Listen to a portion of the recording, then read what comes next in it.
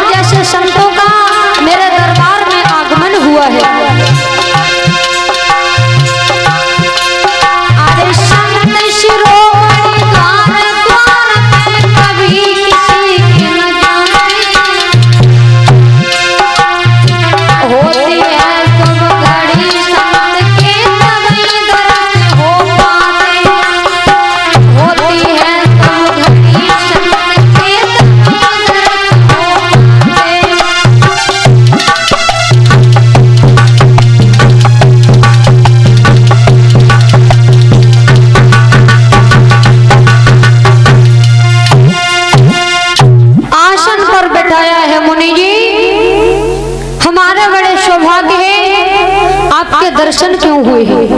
क्योंकि संत के दर्शन तभी होते हैं जब भगवान की कृपा होती है।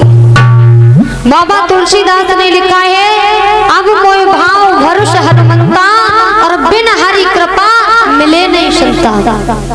जब तक भगवान की कृपा नहीं होती है तब तक संत के दर्शन नहीं हो सकते हैं।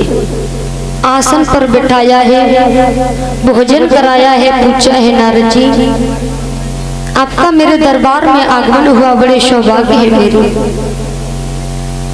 हे मुनिवर, मेरे घर में एक बेटी है जिसका मैं स्वयंवर करने जा रहा हूँ। आप मेरी उस बेटी की हस्तरेखा को देखें कि बेटी का विवाह जहाँ होगा वो घर और वर कैसा होगा। महाराज शीलनिध राजा विश्व मोहिनी को जिस समय नारद जी के सम्मुख लाए हैं तो नारद जी ने महाराज विश्व मोहिनी को सूरत को देखा तो मोहित हो जाते हैं। नारद बाबा विचार करने लगे हैं, हमें तो ये लग रहा है कि शायद जो इस कन्या के साथ में विवाह करेगा वो तो अमर हो जाएगा। जो यह बरे अमर सोई होई, समर भूमि में जीते न कोई। जिसका इसके साथ में विवाह होगा वो तो अमर हो जाएगा। अब तो नारद बाबा मन में विचार करने लगे हैं, अब मैं बाल ब्रह्मचारी नहीं रहूंगा, अब तो मैं अपना विवाह करूंगा, और विवाह करूंगा तो इसी लड़की के साथ। महाराज शीलनंद ने पूछा, महाराज अरे कुछ बताया नहीं। नारद जी ने जवाब दिया, सब कुछ ठीक है, इसका अच्छा घर भी है, अच्छा वर भी है। वहां से चल पड़े हैं भाई बंधुओं। अब तो नारद जी को चैन नहीं पड़ रहा। नारद जी सोचने लगे हैं, प्रभु अब मैं बाल ब्रह्मचारी बनकर नहीं रहूंगा, अब मैं अपना विवाह करूंगा, और विवाह करूंगा तो इसी लड़की के साथ।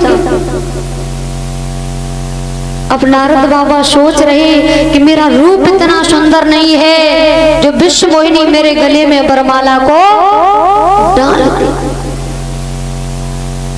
अब कोई सहायकार नहीं दिखाई दिया। अब तो भगवान की शरण में जाने लगे हैं, प्रभु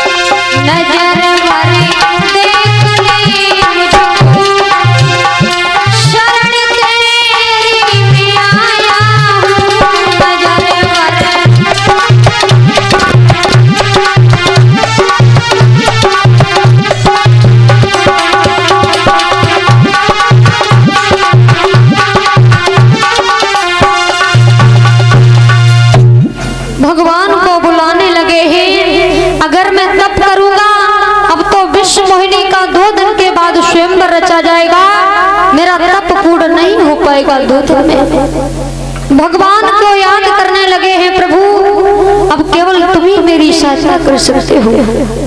भगवान विष्णु प्रकट हो गए। नारद जी, अरे क्यों बुलाया है?